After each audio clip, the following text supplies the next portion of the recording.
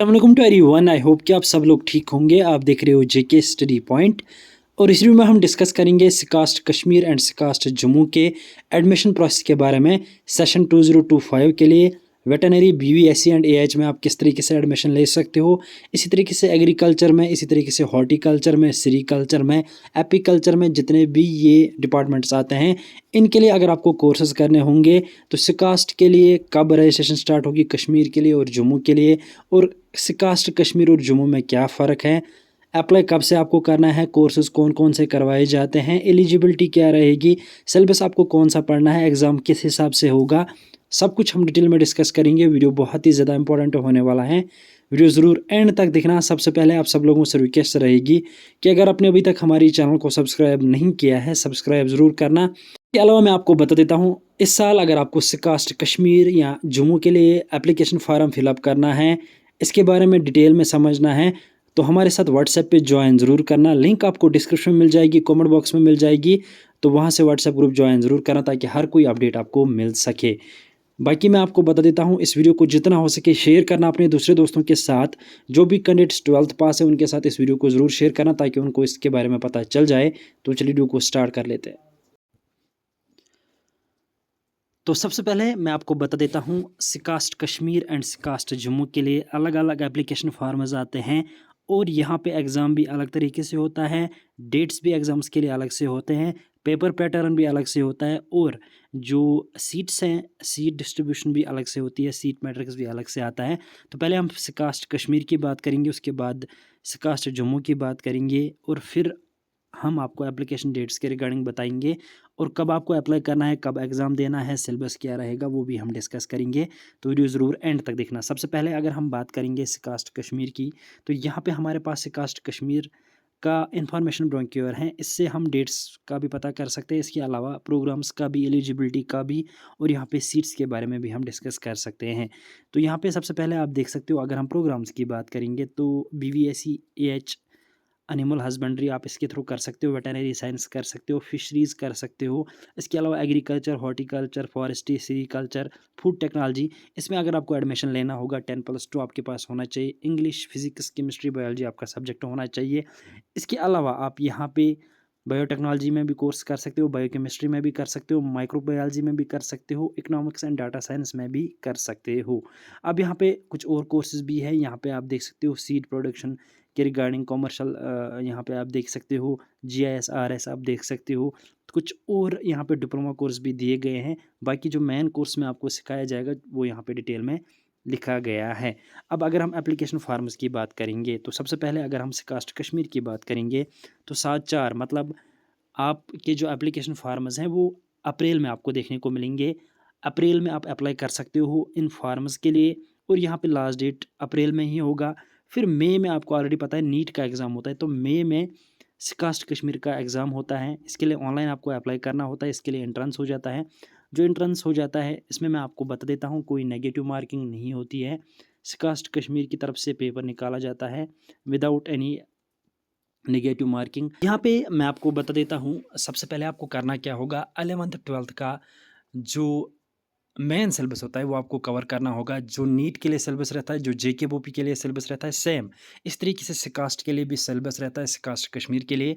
लेकिन सिकास्ट कश्मीर में जो क्वेश्चंस पूछे जाते हैं मैं आपको बता देता हूँ, वो इजी लेवल के क्वेश्चंस होते हैं, हार्ड क्वेश्चंस नहीं होते हैं और वो क्वेश्चंस आप इजीली कर सकते हो अगर आप थोड़ा बहुत भी मेहनत करोगे। 11th और 12th के सिलेबस पे अच्छे से फोकस करोगे, ईजिली आप क्रैक कर सकते हो।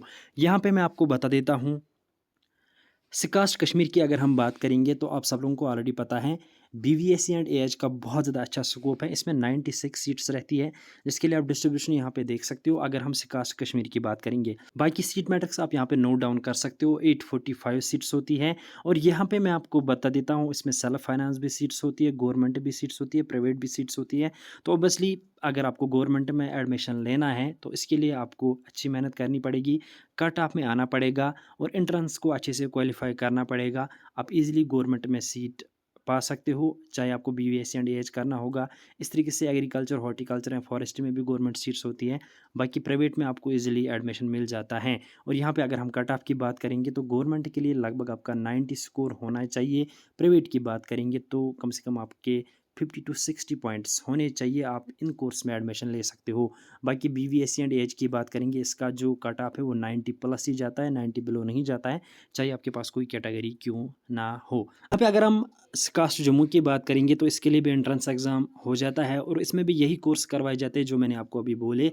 चाहे अगर हम BVSC एंड एज की बात करेंगे, agriculture, horticulture, dairy technology, biotechnology, agriculture engineering, ये कोर्सेज़ आपको जम्मू में भी करवाए जाते हैं, कास्ट में भी करवाए जाते हैं और दोनों के लिए एंट्रेंस होता है। यहाँ पे एंट्रेंस में फ़र्क ये होता है कि यहाँ पे मैं आपको बता देता हूँ। सबसे पहले अगर हम कास्ट कश्मीर की बात करेंगे तो उसमें नेगेटिव मार्किंग होती है, इसमें नेगेटिव मार्किंग नहीं होती है। बाकी सिलेबस सेम होता है, 11th और 12th का दोनों में आपको एक ही सिलेबस पढ़ना पड़ेगा। इसके अलावा यहाँ पे अगर हम एप्लीकेशन फार्म्स की बात करेंगे तो यहाँ पे मैं आपको बता देता हूँ, मई में एप्लीकेशन फार्म्स आ जाते हैं और यहाँ पे आपका जून में एग्ज़ाम हो जाता है। मतलब पहले कास्ट कश्मीर का एग्ज़ाम हो जाता है, उसके बाद कास्ट जम्मू का होता है।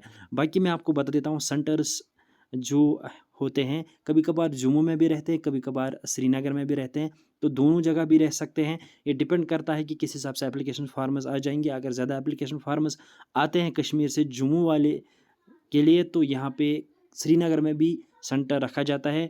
अगर अब जो श्रीनगर वाला है, अगर जम्मू से ज़्यादा एप्लीकेशन फार्म्स आ जाते हैं तो उसके लिए जम्मू में एग्ज़ाम रखा जाता है। बाकी मैं आपको बता देता हूँ, अगर नॉर्मल एप्लीकेशन फार्म्स आए या कम एप्लीकेशन फार्म्स आए तो सेंटर फिर यहाँ पे क्या होता है कि जम्मू के लिए जम्मू में रखा जाता है और श्रीनगर वाले के लिए श्रीनगर में रखा जाता है।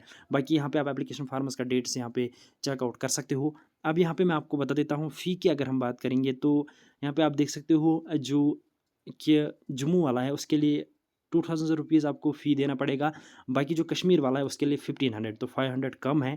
इसके लिए मैं आपको बता देता हूँ, अगर हम सीट्स की आप बात करेंगे तो सीट्स में भी यहाँ पे आपको बहुत ज़्यादा डिफरेंस देखने को मिल जाएगी।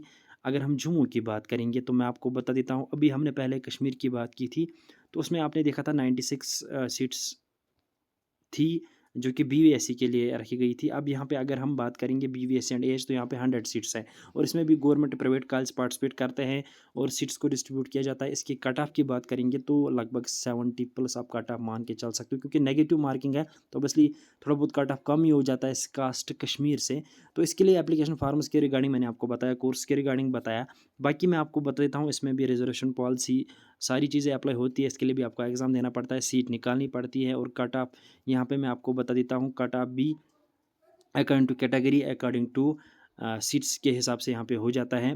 बाकी मैं आपको बता देता हूँ, इसमें बहुत सारे कॉलेज आपको प्रोवाइड किए जाते हैं जिनमें आप एडमिशन ले सकते हो।